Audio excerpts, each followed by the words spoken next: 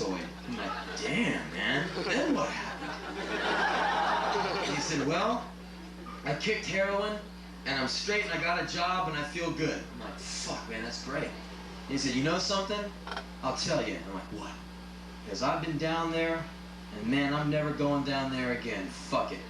And I went right on, you know, and we talked for a while, and I said, well, I'm really glad I met you, because I meet a lot of people, but they don't have stories like that.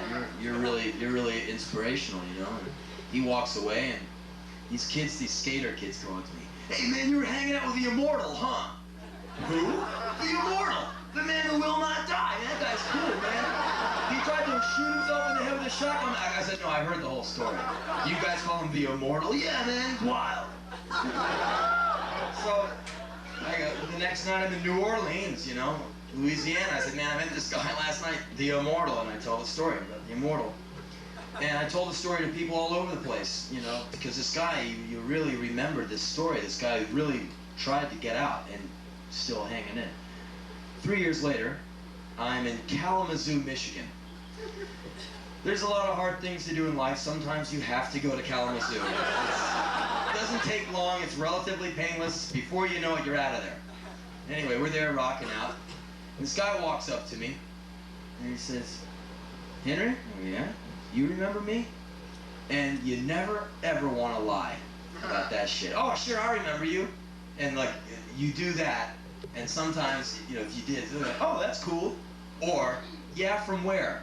That's right, you don't remember, you fucking rock star, dick! So how to remedy that? Don't lie, no problem. You don't remember someone? Oh, I'm sorry, I don't remember you. Remind me, you know? I'm an idiot, I'm a moron, you know? So anyway, I said, yeah, I remember you. He goes, no, you don't. I go, yeah, I do. He goes, yeah? Who am I? And I said, you're the Immortal. And I knocked on his fake leg. I go, I recognize you. He goes, how'd you recognize me? I said, oh, come on, man. I mean, I meet a lot of people, right? Come on. How many people do you meet who, like, try and hack their arm off and, like, blow their leg off, trying to blow their brains out? I mean, you are an American classic. You're incredible. I said, of course I remember you. What are you doing in Kalamazoo? He goes, well, I moved here. I go, why? He goes, I don't know, I like it. I said, okay, right on. I go, so how are you doing? He goes, well, I'm hanging in there, man. You know, it's hard, but fuck it. I've got a job, I'm straight, and I'm doing it. That's great.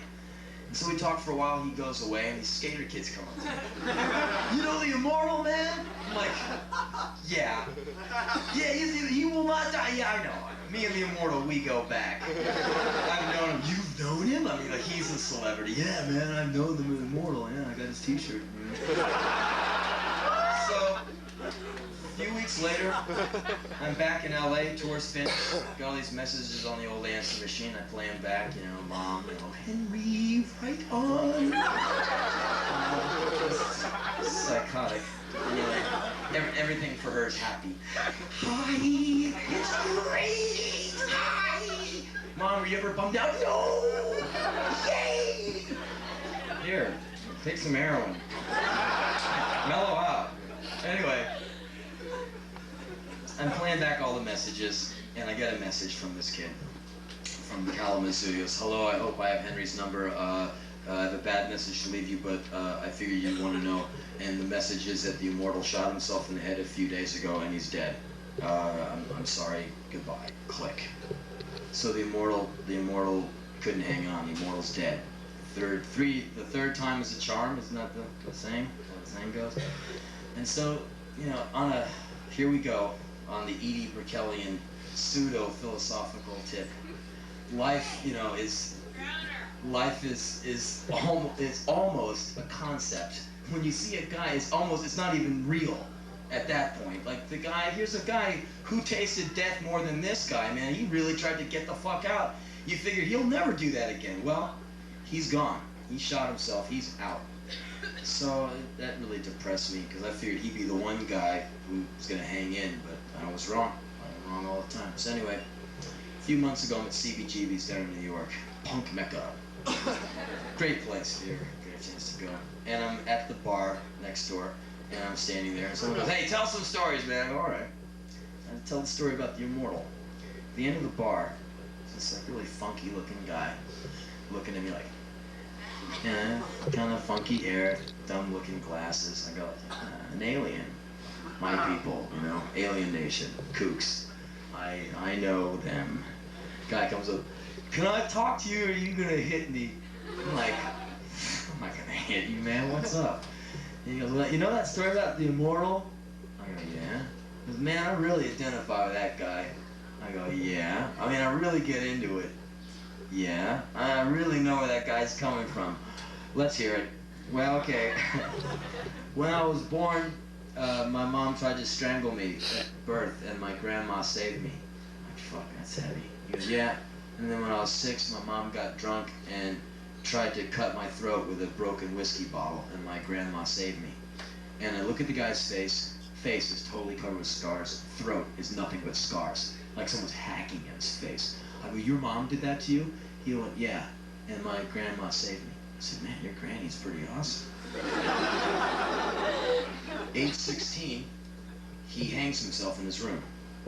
Granny, going by, probably delivering the milk and cookies to his room, comes in, cuts him down, revives him.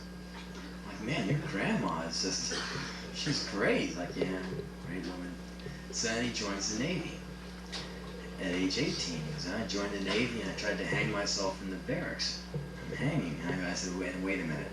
Your grandma enlisted with you just so she could put on those big boots and, hang out with you. He said, no, my grandma wasn't there, but this friend of mine cut me down. I said, well, okay, let's see. You tried to kill yourself twice. Grandma's tried to kill you. I mean, your mom tried to kill you. Fucked up your face. Love your scars, honey. So, are you gonna, what now? Are you gonna choose life instead, or are you gonna learn from the immortal, or are you just gonna, like, go out, you know? And he goes, well, fuck, it's hard, you know? It's hard for me to live. I don't like life. And it's hard for me to keep going, but I'm gonna give it my best shot. And that's all I can tell you. Okay. So, you just think about these guys, man. And have you ever had anyone who shot themselves, killed themselves? It's unbelievable. I've had the misfortune of knowing like 3 or 4 people who blew their fucking brains out. It's really depressing to think that someone can be that distraught that they would do that. So with that message, I will leave you and be back here tomorrow. I'll be back here tomorrow night with some different stories to insult myself with.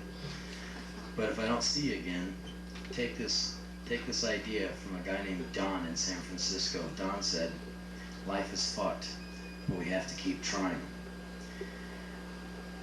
When you all show up at these shows, it means everything to me. Thanks a lot. Good night.